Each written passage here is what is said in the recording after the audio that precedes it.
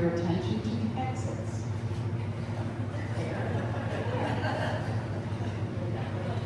Also, bathrooms are right down this hallway. Anybody needs a bathroom. Welcome, and thank you for joining us today to celebrate the life of Carol Newell. Special thanks to my dear friends who baked sweet treats and set up the usher today. As you know, Mom lived independently until she was 91 years old. Then a series of falls persuaded her to move to the Fitch home in Melrose. She loved being close to her dear friend Barbara, but after 3 months it was clear she needed more care. So she moved to the Baldwin Assisted Living near my brother Jeff in New Hampshire. She lived at the Baldwin for the last 5 months of her life, and she loved it there. The staff is amazingly kind and loving, and we can't thank them enough. Speaking of amazing care, I would also like to thank her longtime medical providers, Ron Sin and Carol Roberts, as well as Lawrence and Patty, healthcare aides extraordinaire, who helped Mom age with dignity. Our main concern when Mom moved to New Hampshire was that she wouldn't see her friends. But Nancy Moravian and her daughter Laura visited Mom frequently, as did Cheryl and her own Wendy, and others who know who you are. Jeff saw Mom almost every day, and her siblings made the trek as well. In addition to talking with her sister Shirley every day, many others kept in touch by phone. Lucy, Mary, Cynthia, many others. I won't try to name you all, but we truly appreciate it. I'd also like to thank my husband, Don, who supported me and our whole family throughout this journey, especially in the 8 years since my dad died. After the service today, we are not going to have a traditional receiving line, but we invite you to join us next door in the Parish Hall for refreshments and a toast with Mom's favorite 3-bottle joke. Okay? In honor of my mom, we have ripped the napkins in half. See, those of you who know, she always ripped napkins in half. Okay? If you feel that you need 2 halves of a napkin, you will have to explain why. After this brief reception, at about 12:30 p.m., we'll be heading over to Rising People at 505 Main Street downtown for light lunch, and you're all welcome to join us. Thank you again for sharing this day with us.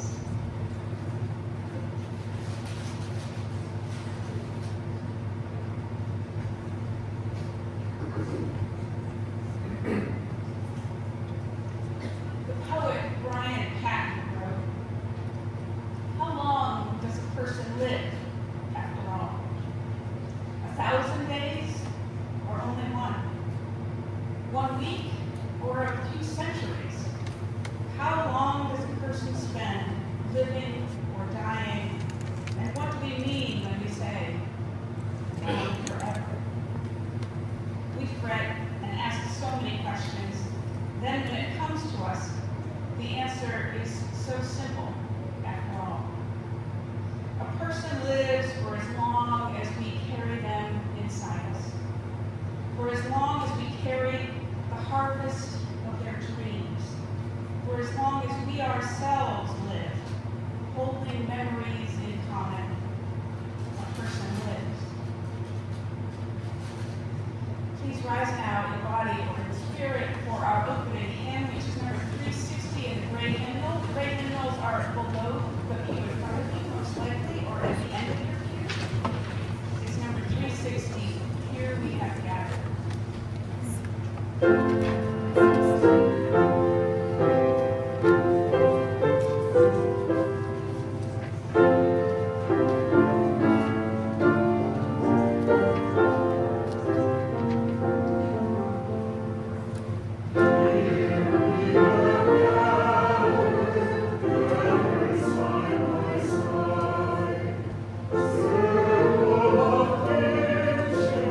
Come and stand inside.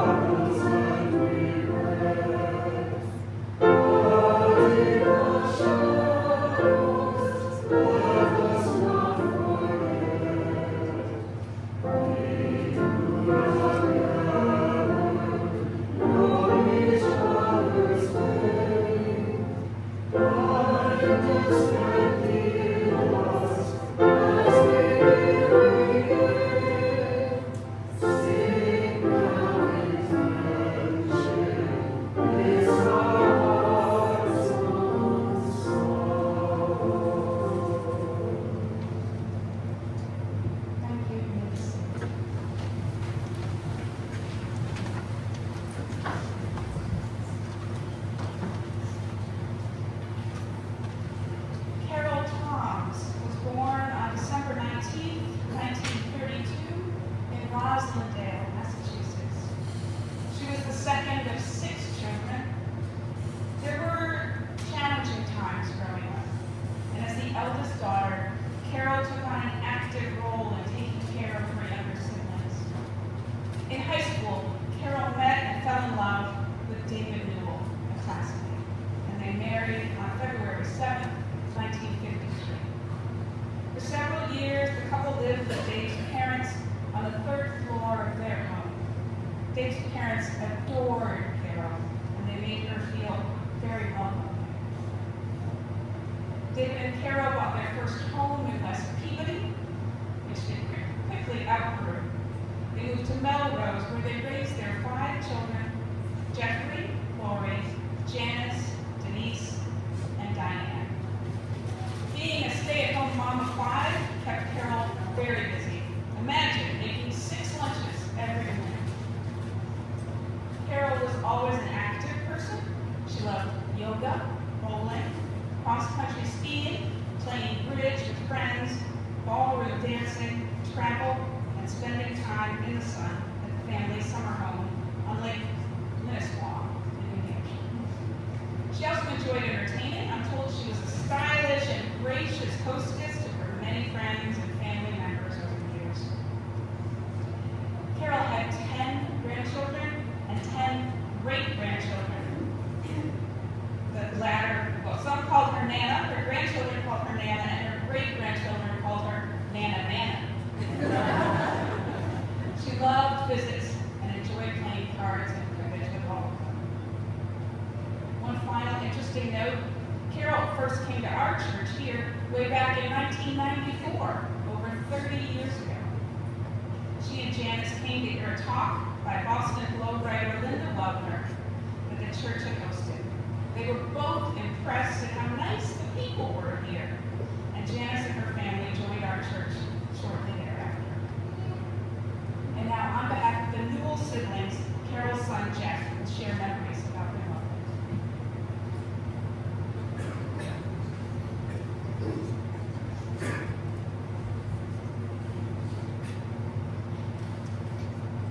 Good morning, everybody.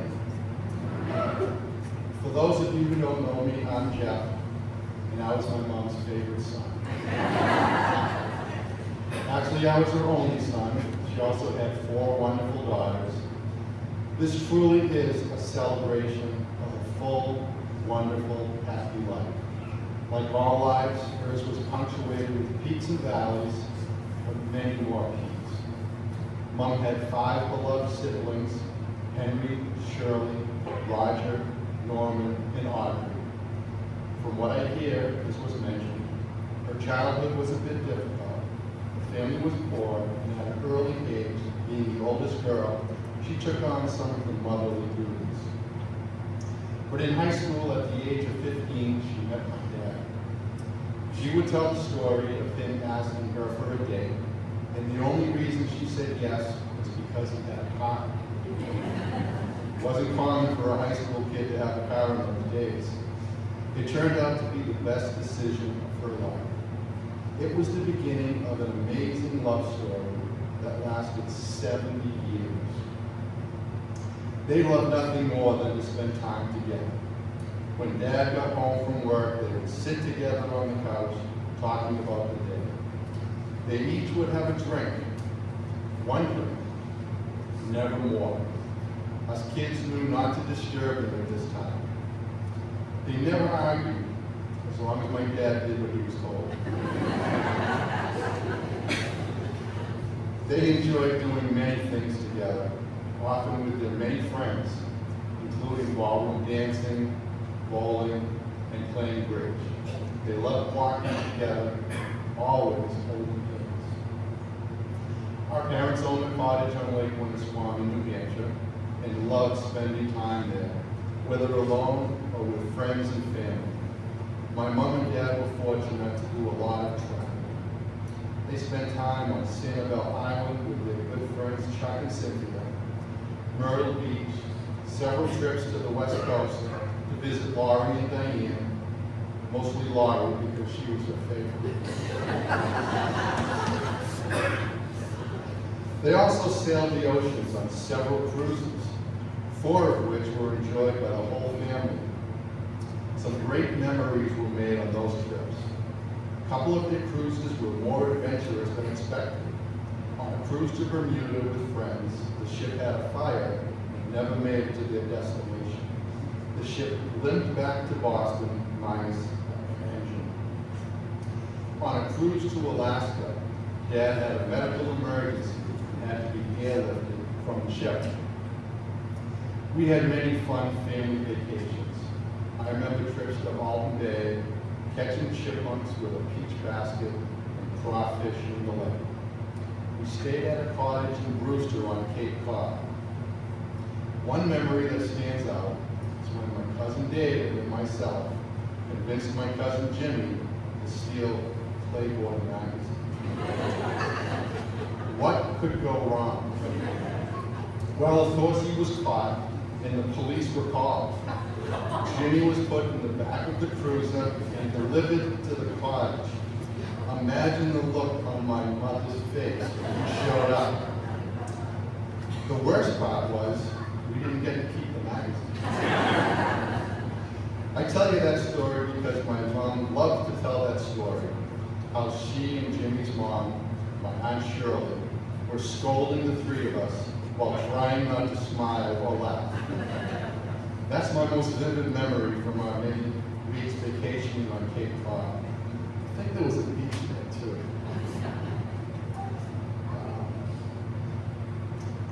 Our annual trip to the Hilltop restaurant, when Dad got his raise, was a great memory. Not many restaurants welcome a family with 5 kids, but the Hilltop didn't seem to mind. The Hilltop had hundreds of diners, so the addition of 5 kids wasn't a problem. 7 to Sioux City, 7 to Sioux City. We always got seated at the same round table next to the meat locker. There was a large window looking into that locker with countless sides of beef hanging. This was as good as the meal for a young boy. You probably think it couldn't get better than a big meal in a restaurant and seeing sides of beef on a hook, but it actually did.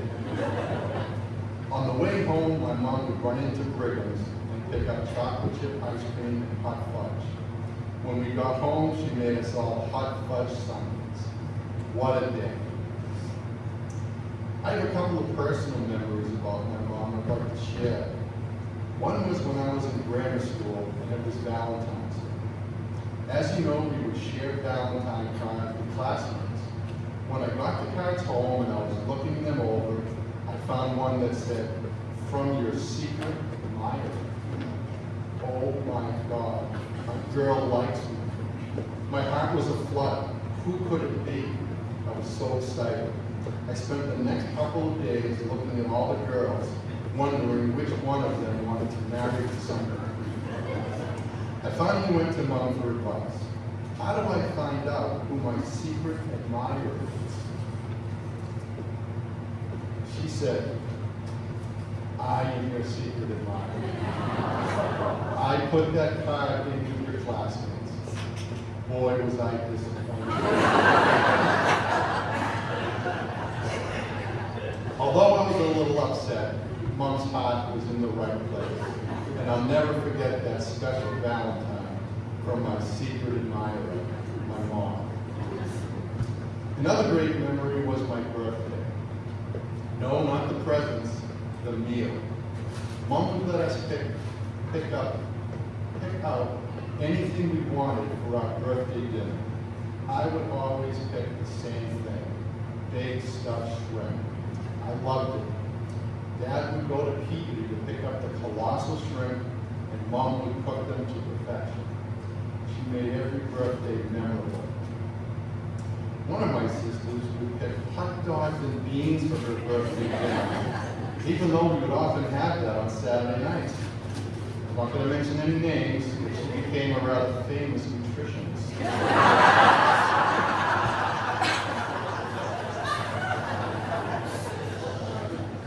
I don't think she eats a lot of hot dogs these days. Speaking of nutritionists, Anytime that I gained weight, Mom would poke her finger into my stomach like I was the Pillsbury Doughboy and say, "You've gained a few pounds." Recently, after losing some weight, she said, "You look good." I said, "Yes, Mom, I'm on the stress and heartbreak diet." And she said, "It's worth it." My mom. As a young teen, Laurie was pretty introverted.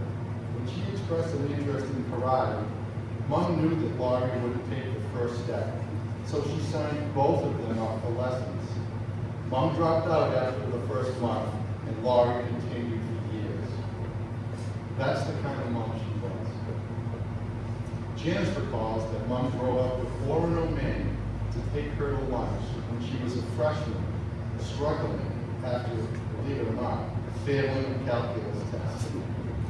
After lunch, Mom got back in her car and drove for 5 hours back home. Diane played basketball in 7th grade. She was fouled with no time left on the clock. Her free throw would have won the game, but alas, her shot didn't go in. The next day, Mom left a note in her lunch that said, "You're still a winner in my book." As you can see, Mom was a devoted mother. She was active in the school, taking on roles of room mother and making Halloween costumes that would later be used in the annual kindergarten play. She was a Girl Scout leader. She was active in the PTA and always attended our extracurricular activities. Through the years, Mom nurtured her relationships. She kept USPS in business by sending cards to family and friends at every occasion. Mom was very creative. She practiced yoga long before it was in vogue. She had a pottery wheel and enjoyed throwing pots and things. She took a calligraphy class and teamed up with my dad to produce birth announcements in stained glass. I know many people here today have those proudly displayed. Mom and Dad enjoyed playing games like cribbage, scat, and Michigan Run with us kids, and passed that love on to their many grandchildren. Mom exemplified grace, style, and sophistication, whether she was going to the symphony, a Red Sox game, or the grocery store, usually in shades of black or gray. Mom loved to walk all over Melrose, often 2 to 3 miles a day up until her last year. She kept track of her miles on her Apple Watch and was eager to share her totals to anyone who would ask, which I would ask her every day on the phone. Mom was very proud of her ability to live on her own until 91. She loved going to Costco, sometimes only purchasing muffins for her neighbors at Station Crossing, but always enjoying a hot dog and a Diet Coke. She would finish that hot dog, by the way, because I'd be sitting there waiting for her to leave me some, and she would inevitably eat the whole hot dog. When Dad died 8 years ago, my mother was never quite the same. She missed him so much and just wanted to be with him. Mom would look at the brightest star out her window before going to bed and wave to her beloved Dave. We imagine the star being even brighter now that they are together. I'd like to end with something that happened to me the night my mother died. I was lucky enough to be with Mom. The day she died, I happened to be there. Hospice was there at the time, and the gentleman told me, even though she was not cognitive, that I could talk to her, that she could hear me, and that she would understand me. And I was able to hold her hand and tell her how much everybody loved her, and it was okay to go see Dad. And I was so thankful for that moment. It was sure nice to be getting a phone call home, so I feel blessed that I was able to be with her. But that night, I was standing on my deck. It was a cold and windy night. I would normally turn away from the cold wind, protecting myself from the biting wind. But I was thinking about Mom, and I didn't realize I was facing the cold wind. My face hurt, a cold tear on my cheek, but I didn't turn away. I couldn't help but feel Mom was sending me a message. And that cold wind was a metaphor for life's problems. When problems arise, don't look away, don't shelter. Your problem will only get worse. Face your problems head on. So let's all go out and face the wind, just like Mom did.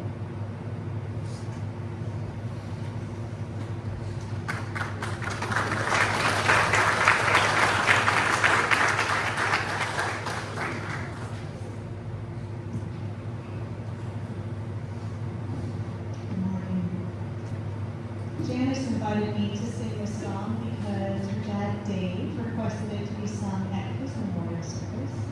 So the family thought it would be appropriate to sing it for Carol today. So this is All the Things You are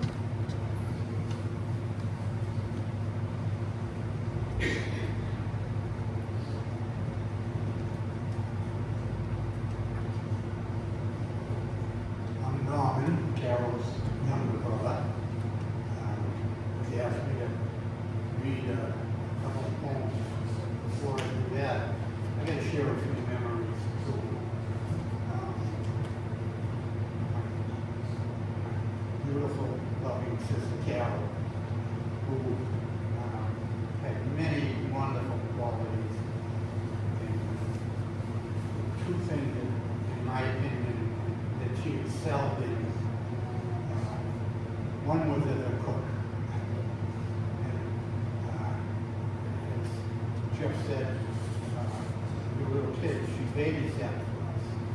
And she would make fights for us. I said, oh God, I remember the fight you were going to. A couple of another memories, down the Yarmouth Town Cape. This is, after she was married, the gate was in Korea, in the Army. And Carol babysitting again for my brother Roger and Audrey. And we had a hurricane and we lost power. And she was cooking meals for us. And she, without power or anything, and I remember this to the day, she made the best pot roast dinner I've ever had in my whole life. And by the way, the name of the hurricane that year, I think it was 1953, was Hurricane Carol. And the other memories I have was all the times, she was a gourmet cook, and she would invite Phyllis and I, Shirley and John, Larry, and anyways, and Roger and Fonzie, dinner, and it was a gourmet dinner, whether it was at Peabody or on Pearl Street, wasn't that Newell's, and then on beautiful house on Orchard, something on Street. Anyway, gourmet meal.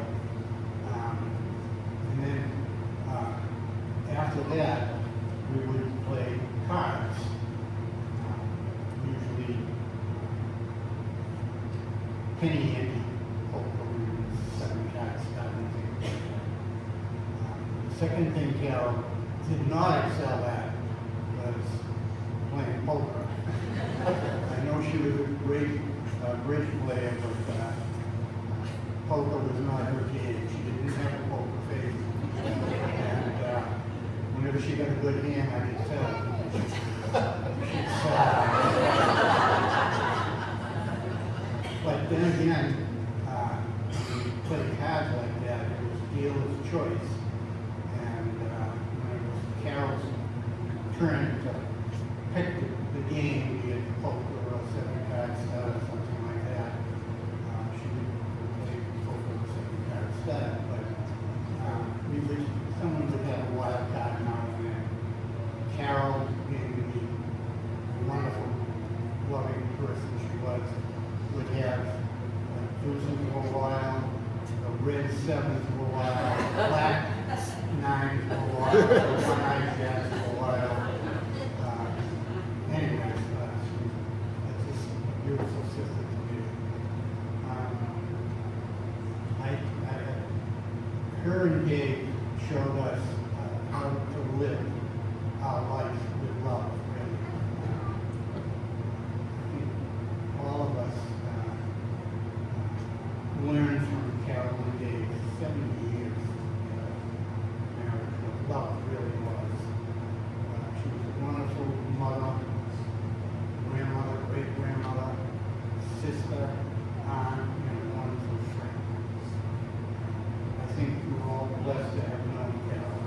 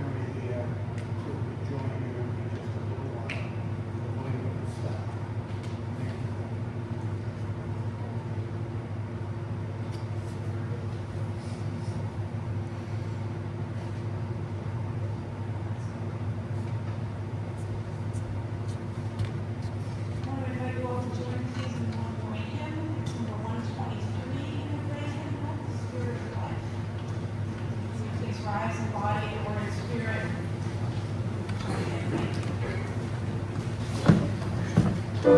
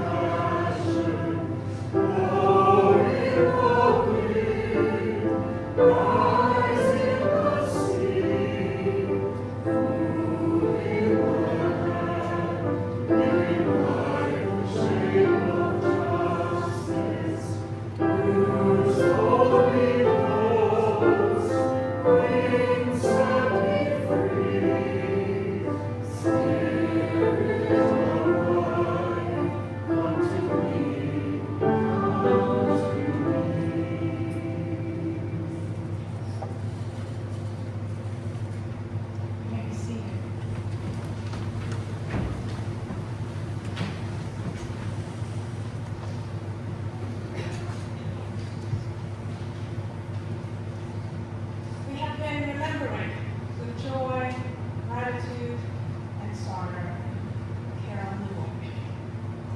To summarize a life is an awesome task. Harder still to say goodbye and begin to let go.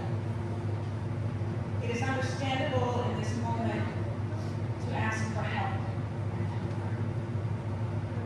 Join with me, please, as you feel comfortable in the spirit of prayer.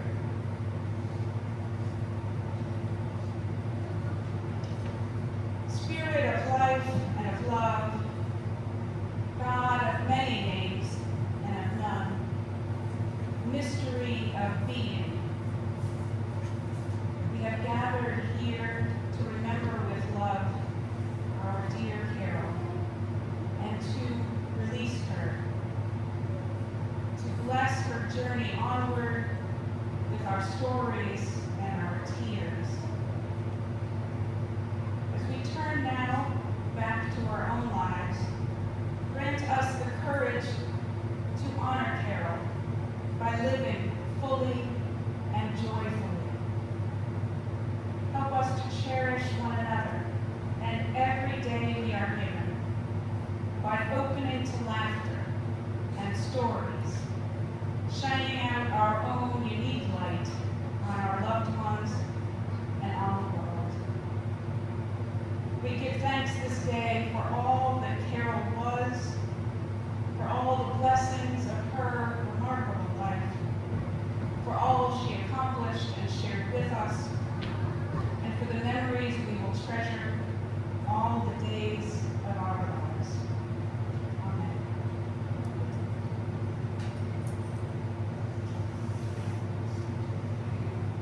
May we, as we go forth today, back to our lives and our work, reflect on a life well lived. Let it nurture within us strength to build Carol's legacy. May we keep her memory alive by living as she did, steadfast in hope, strong in commitment, building up family and community. Amen.